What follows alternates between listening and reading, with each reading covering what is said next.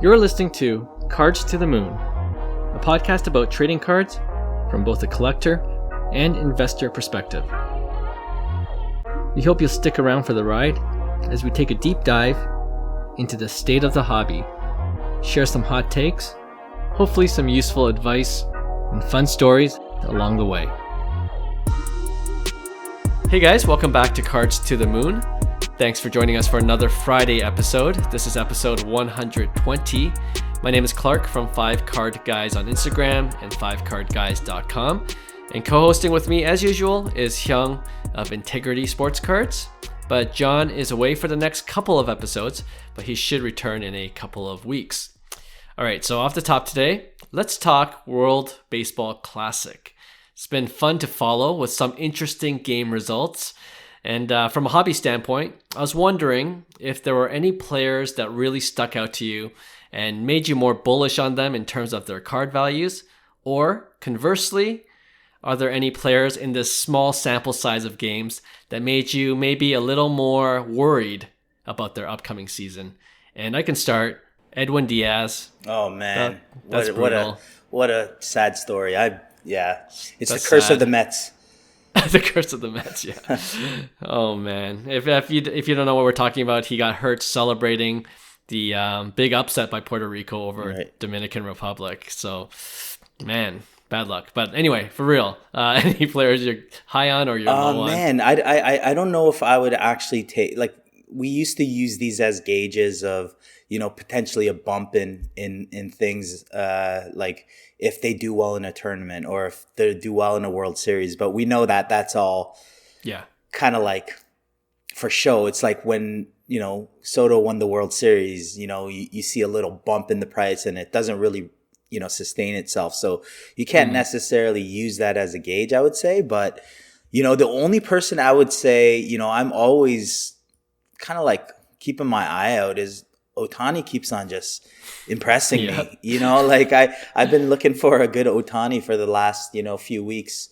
And it's tough because you can't get really his autos. His autos are probably the toughest. But I would say, someone like Shohei, where if he wins a World Baseball Classic and keeps on doing what he's doing at the rate he's doing it, like something like 46% of the household in Japan were watching the game at one point, which is ridiculous. How big and the magnitude of crazy, the superstar Shohei Ohtani is in Japan, but also worldwide. He has a huge fan base, and I think as he keeps on showing people, like his value goes up in my books just based on kind of like what he's doing on a day-to-day basis. Whereas guys like Yu Chang, who was the MVP for, Chinese Taipei, he's in 2020. I have an SSP or an SP or SSP of him, but it's probably worth $5. Like that ain't going anywhere. You know what I mean? Right. So like, it's, even though he's had a great WBC and, Randy Rosarina is another guy, he killed us, with Canada. But other than that, I think I don't think there's going to be any bump, to tell you the truth. And, I could see guys like Ohtani maybe receiving one, but other than that, I'm not too high, especially guys like from the Dominican. They're, I guess underwhelming in terms of the performance, but I don't see on the other side Soto's value going down or Julio's value going down because of it. Yeah, you know what? I generally agree with you. For me, like the number one guy on my list, funny enough, was Shohei Ohtani. As you were talking, I was thinking like, can this guy just go in a big slump so I can have an opportunity to buy in? Do you know what I mean? Like, he's just killing it wherever he's playing, in whatever level he's playing in. And if there's a such thing as going double all in, I'm there with Shohei. Although the price has to be right, and it's hard to find good deals these days, right? But other guys, Soto, I'm still pretty confident. Like I know there was an injury concern going in with him playing for Dominican, and he seems to be doing fine. But on the other end, our boy Vladdy, I guess he couldn't play because of a knee injury. So I'm a little nervous, both as a rookie card collector. I have one of his Bowman Chromes, and as a Blue Jays fan, of course. So I'll keep a close eye on how Vladdy's health is. And yeah, other than that, not much more to add. From a Canada perspective. Well, from a Canada perspective, disappointing, but overall, like I just love the WBC. This time of year, you have like playoff baseball, at the beginning of spring training. So Yeah. I'm all in on the WBC. I thought they did an amazing job with the coverage, the scheduling, getting it to like that's all I see in social media, which I love. It's just my feed's just buried with highlights. And it's just a great tournament. I thought they did a great job this year for sure. Yeah, it was really fun. Unless you're a Mets fan, a lot of Mets fans are calling for the end of WBC. Because I mean, I can't blame them, but at the same time, it seemed to be a freak accident. So, but I was going to say on the Canadian front, Tyler O'Neill, he was hitting everything. He almost took my arm off one time. He was trotting around third. This was 2013. We were in Taichung, Taiwan, and he hit the furthest home run against Venezuela. Like it was probably 440 feet, and he came around the base. I was coaching third. Yeah. He gives me a high five. Almost took my arm off. I'm telling you, this guy is absolutely nuked. He was huge, and a couple other guys for sure. Yeah. No, that was fun watching Tyler O'Neill, of course, of the Cardinals currently. And if you're wondering, his 2016 Bowman Chrome rookie auto is going for $50, BGS 9.5. Yeah, great for the PC. Steal. Absolutely. And I gotta shout out our Korean team, which was also disappointing. But very disappointing.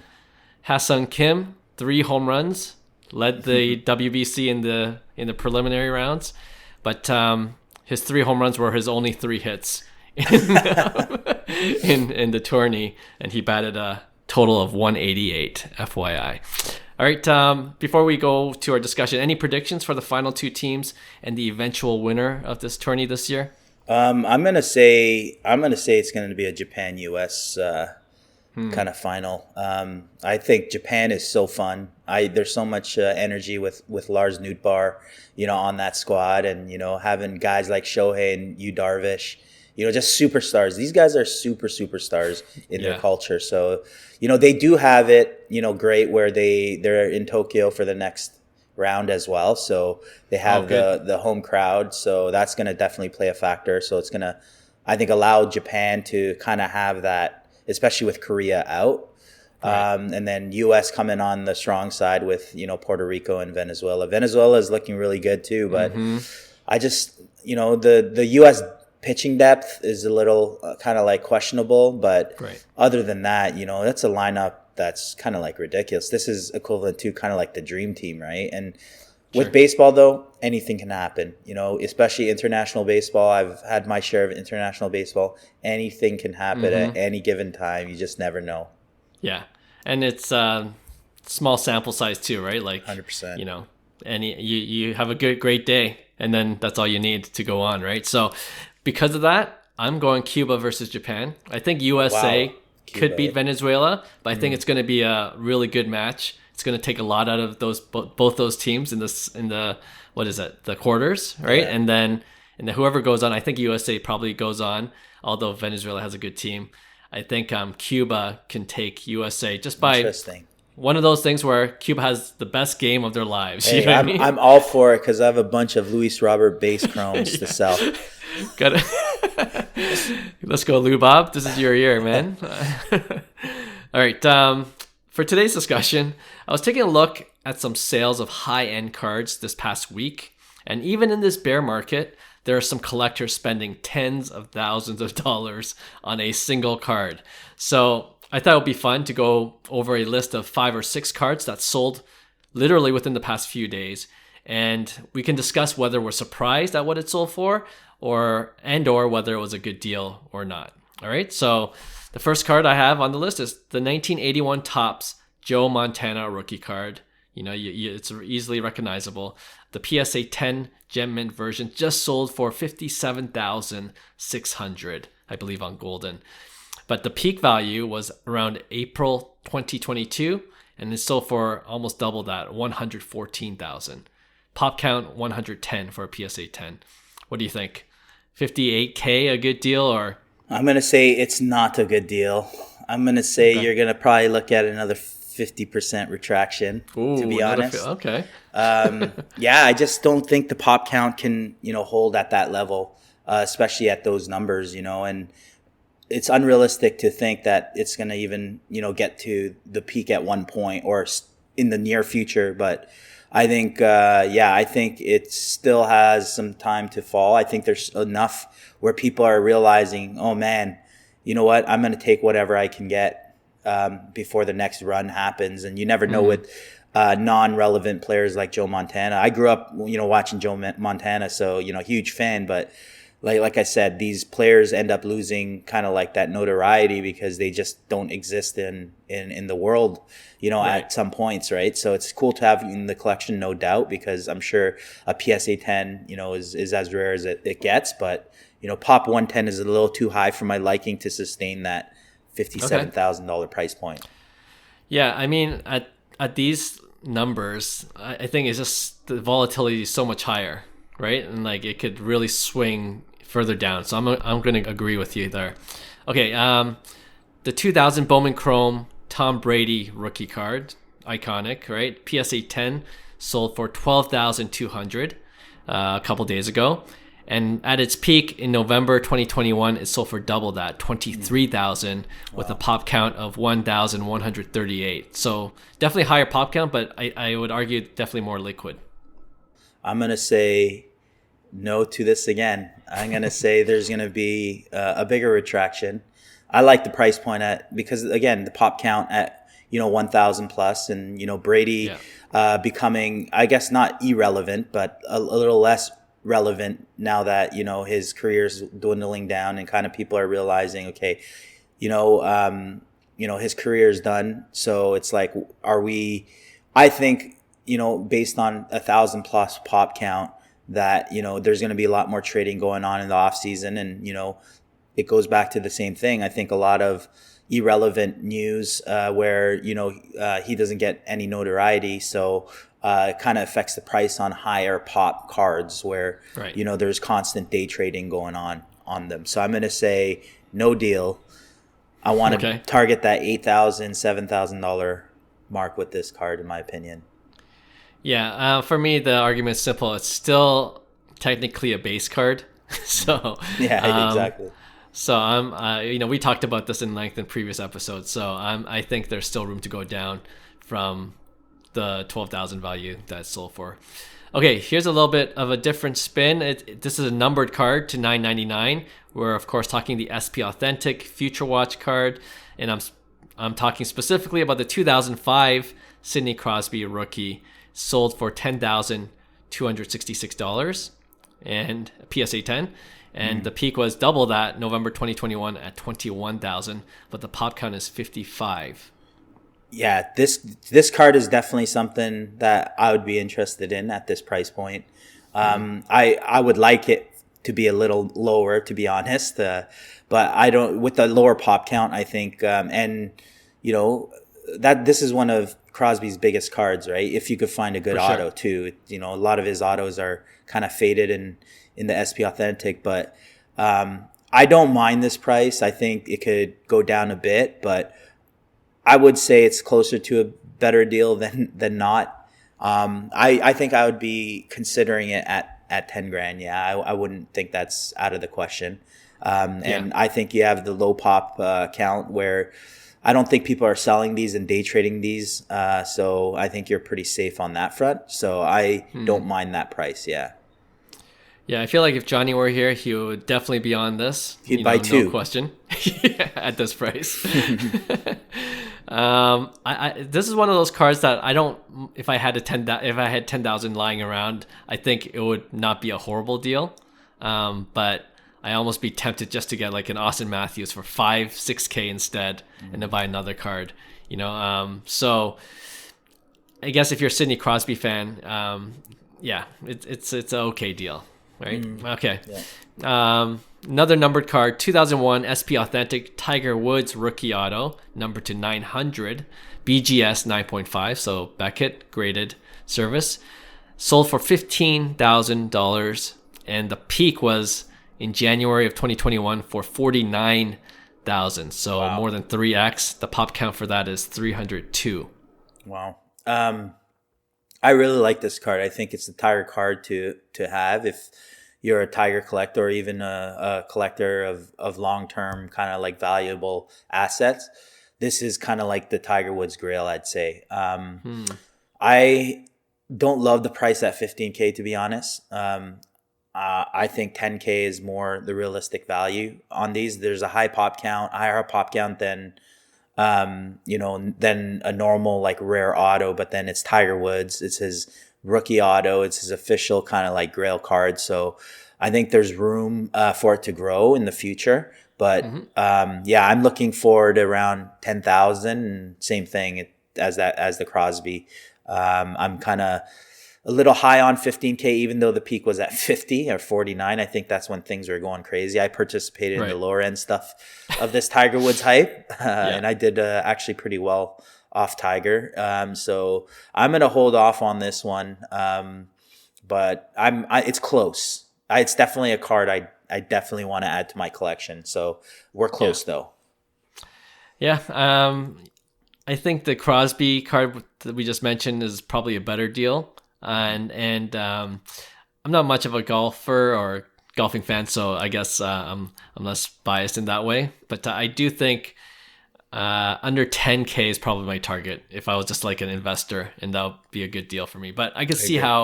I could see how golf fans, Tiger Woods fans, would FOMO into this card at 15K. Right. So Yeah. there might be a few more that are out there that might pay this price, but after that, I think it'll actually go down until it stabilizes at a certain point, maybe around the 10K mark. All right, I got two more, and we'll round it off with our favorite sport, baseball. The 2014 Bowman Chrome Prospect Gold Refractor autograph card of Mookie Betts, number to 50, of course. The BGS 9.5 gem mint graded, sold for $12,600, and at its peak, it sold for $36,000, so almost three times Wow. the price in April of 2021. The pop count is, I don't know if this is right, 41. That's rather than crazy. 50. That's some good condition gold Right. gold cards. It's like automatic. That kind of High gem rate.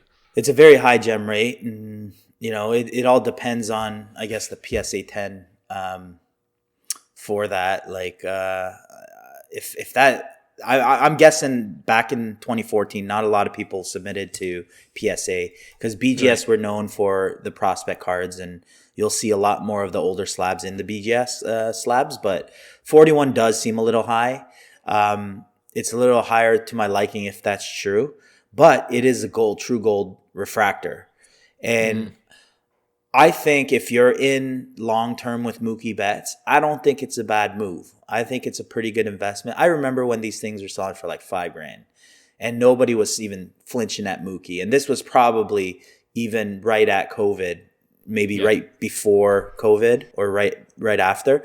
But it's one of those things where it's like, damn, when you had the chance to buy it and you didn't buy it, and then now you're Right. talking about double, triple the price, and you're saying it's a good deal. So I don't know if that makes any sense, but for me, yeah, I think it's a long term. It's not bad. I think these cards can make a crazy run at them, but again, that pop 41 count before I commit to $12,600, I'm checking out that pop count, and making sure nothing funny is going on there. Yeah, it looks like, I was just double checking because it seemed weird, but the total population, according to Beckett, well, I'm looking at Card Ladder, is 62. So it looks like it's been recracked and resubmitted, something like that, right? Oh, I see. Because it can't be 62 if it's number to 50. Right, that's very concerning. So, yeah, Yeah. So I don't know. I don't it's know still what to make of high that. Yeah. Yeah, for no, for number sure. 250, right? I'm Yes. guessing the PSA would be super low just because no one would submit it. Yeah. The PSA total population is 9 Yeah, with 4 PSA 10s currently, and that's selling for just over 18,000. man, I'm taking the best BGS 9.5 Mookie Betts I can get and crack it and send it to PSA in a new label. It's always a play. For me, oh man, this is hard because, when we talk to Scotty B, we all love Mookie Betts. We all think he deserves more hobby love, but I don't know what it's going to take to actually get more hobby love for Mookie. Like, And I think for that reason, it might have to be a long-term play. People might appreciate him more once you see the breadth of his talent and just the numbers that he just accumulates over those years. So it's a risk that way because you never know how much longer he'll be playing. But I'm generally, I don't know, too risky for me at 12.6. You know, if it was under 10 again, I don't know, maybe 10,000 is the psychological number that, you know, under 10 is like, oh, that's not as risky. So until it gets under 10, I'm not touching it. All right. And lastly, the 62-63 home run leader of last season, Aaron Judge, his 2013 Bowman Chrome Blue Refractor sold for $10,800, graded BGS 9.5 again. And at its peak, it sold in October 2022, probably during the hype, for $16,000. That's 73. Yeah, that's a sell. That's a sell for me. Yeah, that's a no-brainer for me. I mean, it literally peaked based off the news. You know, I remember when nobody was touching these, and you went through the season with the refractor and you did really well. I think you bought in for, was it 1,100 or 800 or something like that? Yeah, around 11, 12, yeah. Yeah, that's not bad. And it reached its peak at one point at like 5-6K or something like that, and then kind of is settling back down to that, I don't know. 2K around there, yeah. So I expect kind of similarly, you know, patterns with that. With the blue, I think blue is obviously a lot more desired parallel, but it's a blue. There's 150 out. Actually, there's 99 of these. I think. Right. Yeah, in the down 2013 there, not 115. Yeah. So. Yeah. Yeah. I mean, I like the scarcity a bit, but you know, I'd rather buy the Mookie Gold, to be honest, at that price point. So I'm out on Aaron Judge until it gets back to, I think, true, maybe 3 to 5K on that. Yeah. I'm going to agree with you there, but I really doubt it's going to go back to 3 to 5K. You know, the guys that paid for it for 10K, they'll probably just hold it. And what happens if Aaron Judge doesn't play a complete season? Right. The tanks. That thing's gonna tank. Yeah. People are gonna want to cash out as quick as possible on that. I think his prices will absolutely crash. So I'm crossing my fingers that Aaron Judge stays healthy and kills it, because we need some life in New York anyway. So it's kind of like that legends. I want him to be a legend, a New York legend, because you can never have so many of those, for sure. Right? So yeah, I would gladly be wrong when it comes to Aaron Judge if he could just, you know, achieve those numbers, stay healthy, and become that New York legend like you're talking about. Absolutely. All right, that's the list, and we'll do this again maybe with Johnny when he's back, where we kind of look at the high-end sales. I know we have a poor track record when we try to guess how much these auctions go for when they're actually live, but it's always fun to see what they sell for, and like I said, people are spending big bucks on some of these cards still. And I guess like us, we're kind of seeing the opportunity right now where everything's kind of suppressed in terms of value. And people are more bullish on certain players than others. So it's fun to watch, and we'll definitely do the segment again. All right, that's the end of today's Friday show. Thanks for joining us once again. We appreciate all of our listeners and subscribers. And if you haven't yet, we really appreciate it if you give us 5 stars wherever you listen to your podcast. And we'll see you with a brand new episode, a full episode, this coming Tuesday. See you then. Bye. Hey, thanks for listening to Cards to the Moon. We'd really appreciate you subscribing to our podcast wherever you listen to your podcasts. And you can also connect with each of us on Instagram at 5cardguys, or you can follow Hyung at Integrity Sports Cards, or John at TradeU at Recess. You can also check us out at 5cardguys.com. Thanks again, and hope to connect soon.